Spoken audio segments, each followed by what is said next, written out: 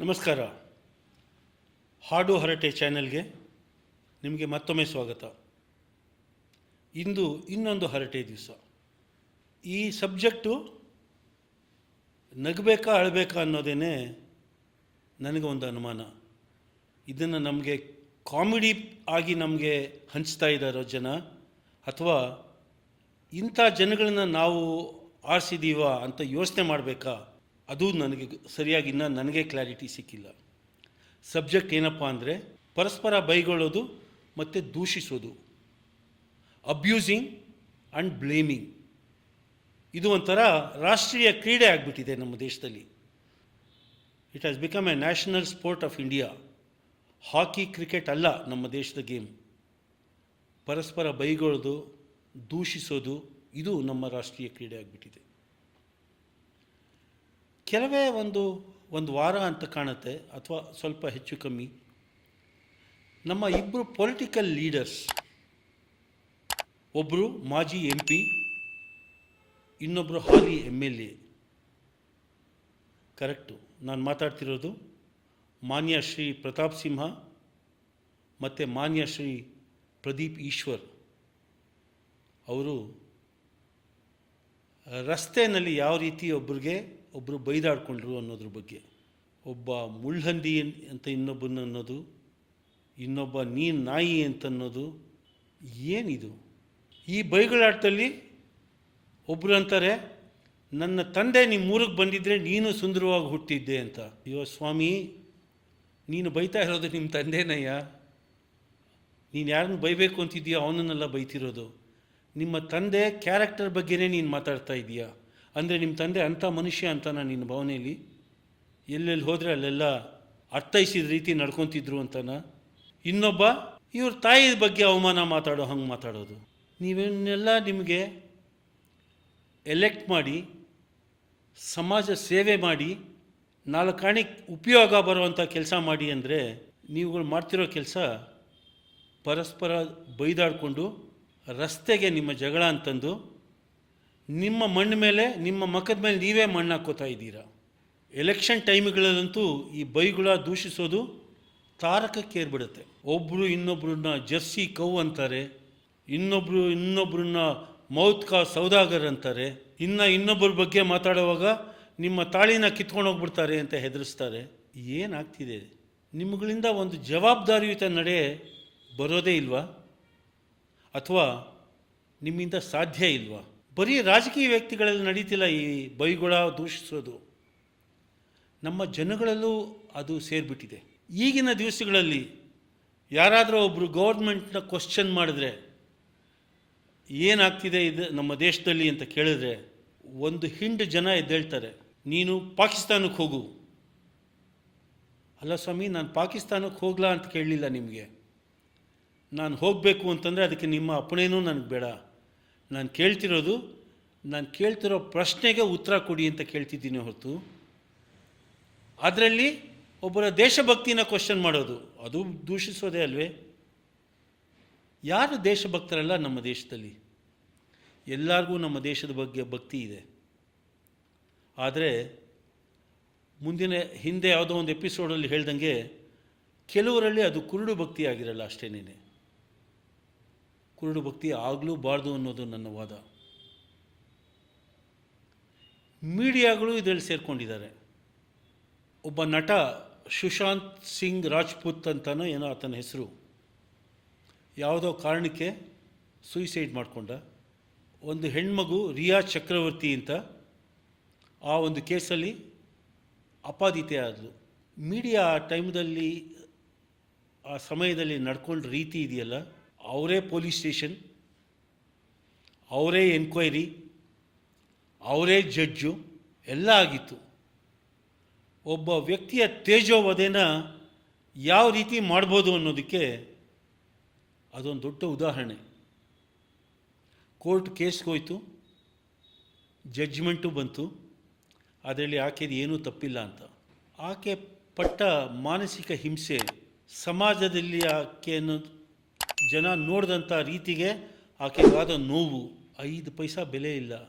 ಯಾಕೆ ಅಂತಂದರೆ ಮೀಡಿಯಾದಲ್ಲಿ ದಿನ ಬೆಳಗಾದರೆ ಅದ್ರ ಬಗ್ಗೆ ಚರ್ಚೆ ಮಾಡಿ 24 ಗಂಟೆ ಇದೇ ನಮ್ಮ ಉದ್ಯೋಗ ಅಂದ್ಕೊಂಡು ಬೈದಾಡಿ ದೂಷಾಡಿಕೊಂಡ ಮಹಾನ್ ಪ್ರಭುಗಳು ಅವ್ರ ಬಾಯಿಂದ ಒಂದೇ ಒಂದು ಪದ ಸಾರಿ ಅಮ್ಮ ದಯವಿಟ್ಟು ನನ್ನ ಕ್ಷಮಿಸು ಅಂತ ಬರಲೇ ಇಲ್ಲ.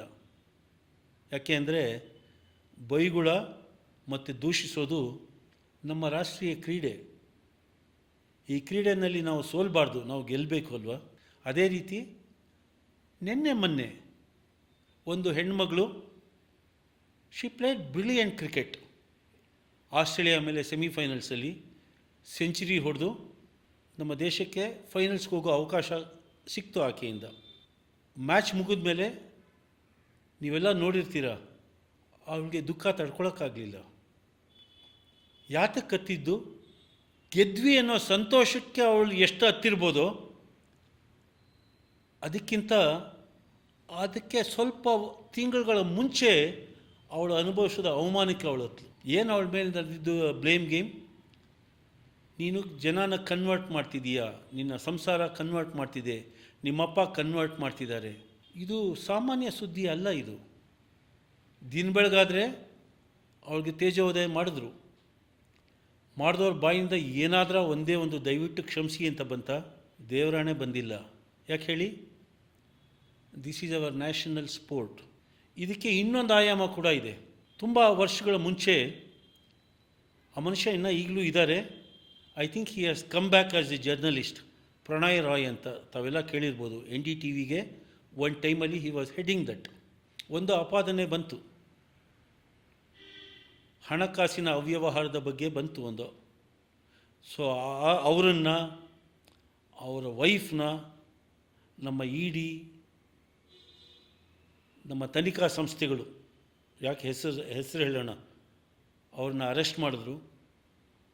ಅಗೈನ್ ಇನ್ನೊಂದು section of media went on a blame game. ಕೊನೆಗೇನಾಯಿತು? ಈತ ನಿರ್ದೋಷಿ ಅಂತ ಜಡ್ಜ್ಮೆಂಟ್ ಬಂತು. ಅವನ ಆಚೆ ಬಂದು ನೋಡ್ತಾನೆ, NDTV ಬೇರೆಯವ್ರ ಕೈವಶದಲ್ಲಿದೆ. ಯಾರ ಕೈವಶ ಗೊತ್ತು ಅನಿಸುತ್ತೆ. ಯಾರ ಕೈನಲ್ಲಿ ನಮ್ಮ ದೇಶದ ಆಲ್ಮೋಸ್ಟ್ ಎಲ್ಲ ಏರ್ಪೋರ್ಟ್ಗಳು ಇದೆಯೋ, ಆಲ್ಮೋಸ್ಟ್ ಎಲ್ಲ ಬಂದರುಗಳು ಇದೆಯೋ, ಅದೇ ಮಹಾತ್ಮ ಶ್ರೀಯುತ ಗೌತಮ್ ಅದಾನಿಯವರ ಹೆಸರಲ್ಲಿದೆ. ಈ ಬ್ಲೇಮ್ ಗೇಮಿಂದ ಏನು ಸಾಧನೆ ಮಾಡ್ತೀವಿ? ಬ್ಲೇಮ್ ಮಾಡೋದಕ್ಕೆ ಒಬ್ಬ ಕಂಪ್ಲೇನೆಂಟ್ ಅಂತ ಇರ್ತಾನೆ, ಅದನ್ನು ಇನ್ವೆಸ್ಟಿಗೇಟ್ ಮಾಡೋಕ್ಕೆ ಒಂದು ಅಥಾರಿಟಿ ಅಂತ ಇದೆ. ದಯವಿಟ್ಟು ಅವ್ರುಗಳಿಗೆ ಈ ಕೆಲಸನ ಬಿಟ್ಬಿಡೋಣ.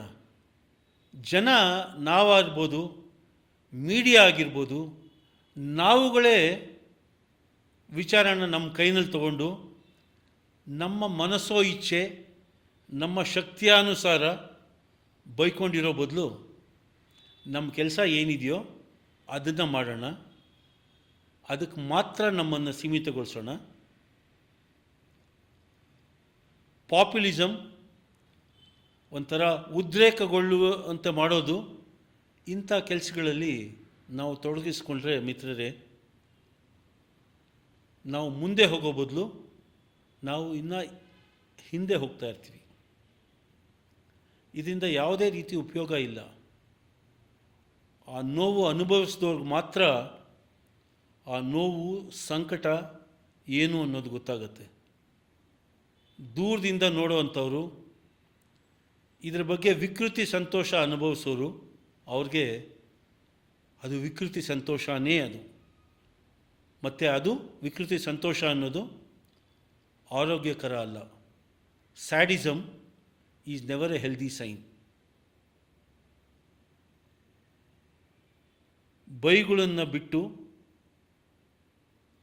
ಪರಸ್ಪರ ದೂಷಿಸೋದನ್ನು ಬಿಟ್ಟು, ನಮ್ಮ ಕೆಲಸ ಏನಿದೆ ಅದನ್ನು ಶ್ರದ್ಧೆಯಿಂದ ಮಾಡ್ಕೊಂಡು ಹೋಗೋಣ. ನಮ್ಮ ದೇಶ ಖಂಡಿತವಾಗಲೂ ಮುಂದುವರಿಯುತ್ತೆ.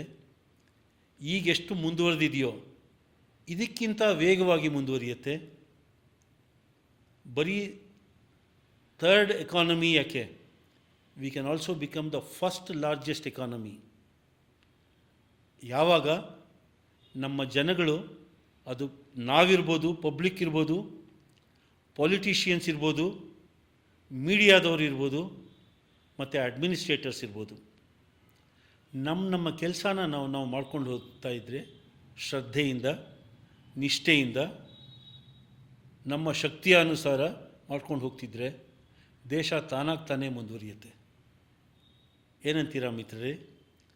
ನಿಮ್ಮ ಅಭಿಪ್ರಾಯನ ದಯವಿಟ್ಟು ತಿಳಿಸಿ.